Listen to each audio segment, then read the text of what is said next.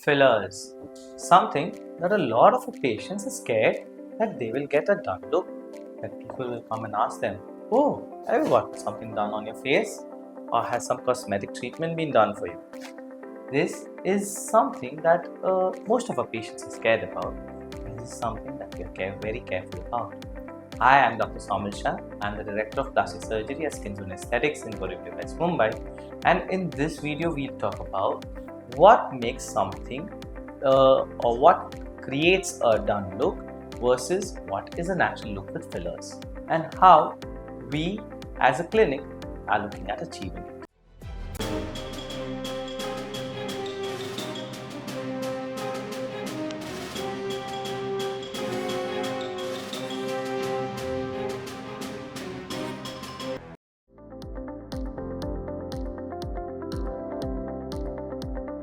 Now, when we talk about fillers are basically HA gels. They can be temporary fillers or they can be permanent fillers, and there are different kinds of biostimulators in there.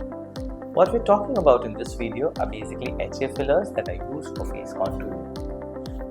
These HA fillers can be of different strengths in different qualities, in that they can sort of stay the way they are, different elasticities, or they can sort of flow and melt into the tissues that we put in.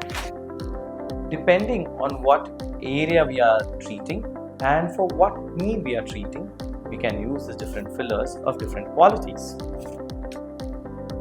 One of the main reasons why, according to me, that a lot of the done look, that is that very full cheeks, that alienized high cheekbones, big lips, some really weird nose shapes, these are coming out. The reason for them is that a lot of the fillers is being done from the point of view of people just coming and asking for getting fillers done.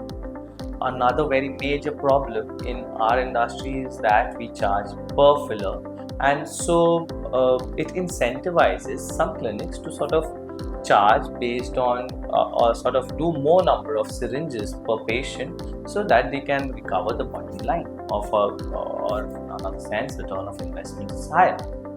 However, you have to be very careful.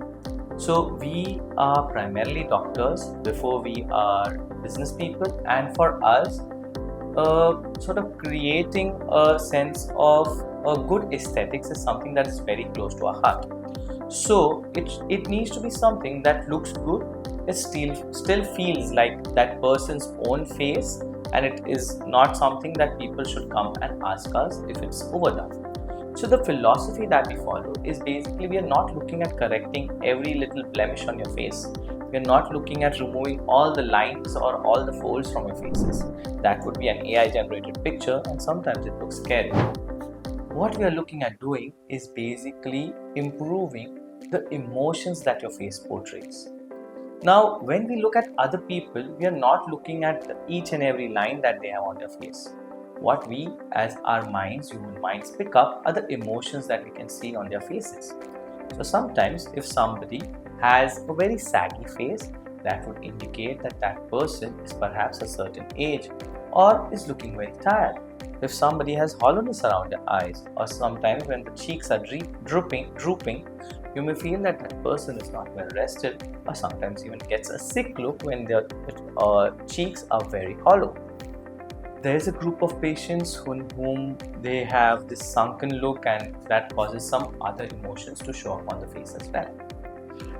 First, for fillers, so sort of aesthetic doctors who are looking at doing fillers, we first look at correcting these emotional attributes that are negative on your face before we do anything else. Once this is done, the second thing we look to do is basically beautify or improve the sort of the features of the patient. We don't want to change these features. What we want to do is just improve them. Now, how do we go about doing that? It is something that is very bespoke and is different for every different patient. We don't do the same thing for every patient. Neither is it like fillers by numbers. So what we want to do is first assess as to what are your problem points. We want to assess what are your good features. We want to enhance those good features, whereas try and sort of hide the bad ones. we're looking at doing exactly what makeup artist does. So think of fillers as being sort of internal makeup for you. A good makeup artist can make your face look beautiful, whereas a bad makeup artist can make it look ugly. So fillers are very similar. Whether they are done properly or not is what makes the filler stand out. The treatment per se by itself is not good or bad. It is basically how we do it. So at Skin Zone Clinics, our entire aim is to make you look good, but make you feel like you have your own face. It's just looking better in certain areas with very small tweaks, and people should not come and comment that something has been done to your face.